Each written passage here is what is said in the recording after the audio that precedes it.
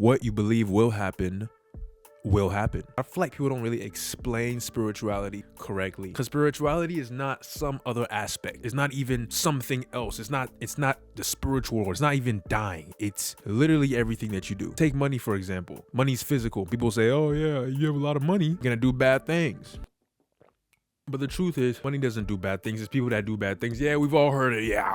The thing is that money is inherently your value. It's what you exchange for. It's like your time. When you go to work, when you decide to go to work a 9 to 5 and say, I'm going to work, you're evidently trading that. You're saying, my time is worth this amount of money, is basically what you're saying.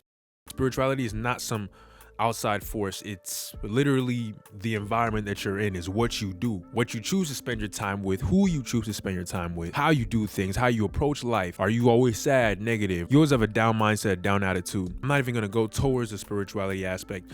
I'm just gonna show you how it literally is in the physical world. If you don't believe you can do something, if you start a task and say, I don't believe I can do this task, you literally put a wall in your mind. Your mind is literally the cap. It's the threshold. It starts all at the mind. If your mind says this is not happening, it's not happening. If you decide today, I'm not going to work, and say, I'm too tired for whatever reason, your body is not gonna get up if your mind says no. If you're starting a task and you say, I can't do this, or I'm not gonna do this. I'll give you an example how it plays out. If I ask you to do 5 push-ups, now, God, I hope you can do 5 push-ups. If I asked you to do it, you could probably push out 5 push-ups. Now, if I asked you to put on a weighted vest and do 5 push-ups, you may get to 3 and stop. I say this to say, because when you put that mental block on yourself, it's not that it's gonna completely stop you in your tracks. Today you have motivation to do something, then the next day you don't. Understand this. This is how it works. It's like a weighted vest. You will start the thing, you will get to a point, but then you'll stop at that point because you feel like that's all you can do. But it's not because that's all you can do, it's because you have a weighted vest on. If you didn't have that weighted vest on, you could probably hit that 5, but you have that weighted vest, so now it's only 3. Now 3 and 5, how different is that? That's like 2 off. So imagine that in real life. It's like literally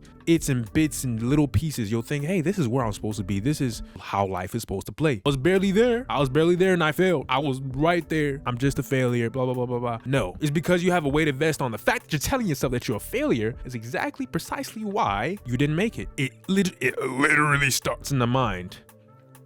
If you don't believe in yourself, you're putting on that block. You know, it's just like, you know what I'm saying, kicking a weighted ball. Not exactly sure why you'd want to do that. What I'm saying is stop kicking weighted balls. And like I said, it'll show itself in ways, in small little ways, like I'll do it tomorrow. Inconsistency. Maybe you do it one day, not do it the next day. Now, if that's your, okay, it depends. Like, you know what inconsistent means, okay? Obviously, if you're doing it every other day and that's your consistency, cool. What I'm saying is that if you're inconsistent with it, or you're prioritizing other things other than other than your goal, whatever it is that you're trying to accomplish, that's how it'll show itself, right? Very subtle, very subtle. You wouldn't even notice it. Like a butterfly, like a ladybug on a tree, you wouldn't even notice it. You'll slap the tree and accidentally kill the ladybug. Not speaking from personal experience. So when you tell yourself you can do something, your brain automatically equates it with things that you've already done, right? You're basically saying, I started doing it, I'm gonna just consistently continue. I'm gonna keep that mindset up until the point where it becomes muscle memory. When it becomes muscle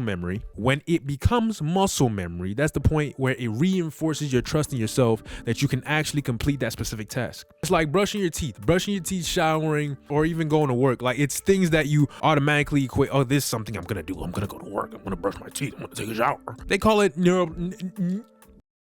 neuroplasticity, right? The ability to program and unprogram your brain. See, when you were a kid, let's all be honest, you were running from brushing your teeth. Your parents literally had to chase you through the jungle just to get you to shower. Let's be honest. You know what I'm saying? Me personally, I didn't want to do that. I didn't want to shower. I didn't want to brush my teeth as a kid. All right, I don't know why I'm admitting that on the internet. Like, what the heck? Not everybody's gonna, all right. But when you were a kid, you just, certain things is not stuck in your head yet. So you're just like, man, why do I even need to do this kind of stuff? It's boring. Let me go do something more important with my life. Torturing a random person on GTA, that's clearly more important. Over the years, you've continued to do a single activity, and now brushing your teeth, showering, or even like when you started working, right? This is something that's normal to you. Repetition. So when you actually tell yourself you can do something, that's what happens. It equates it to that. You start something, get a nice little base, and become consistent with it. Eventually, it's going to become muscle memory. Like I've been saying, like, muscle memory is key, because evidently you are controlling the body, and the body just remembers what you tell it to do. So if you're constantly doing something, or you're constantly believing a thought, However you talk to yourself, it'll just portray in the physical world. That's just how it is. It has nothing to do with like spirituality or anything like that. I mean, even though it does. It's just like you talk to yourself this way, this is how you will be treated. It's like, okay, if you want someone to respect you, then you have to do the hard thing sometimes and tell them, hey, what you have done, I don't appreciate. And maybe back up, right? Even though that may hurt you, but that's how you evidently get respect. You have to give people the opportunity to be punished, to feel that there's a consequence for your relationship with them. Believe in yourself, you'll do it. Don't believe in yourself, you won't do it. And it's not to say that not doing it is a bad thing, even though it's equated with everything bad. Let me take another sip because that's what's more important. Oh, wow. Believe in yourself. You can do anything, even though you think that you can't. Like, honestly, even though you have that block, don't have that block. There's no point in having that block. You're a human being. You can do quite literally anything. I appreciate you guys for watching. I hope you come back. Better come back. Or, anyways, it's been another good one, and I'll see you guys next episode.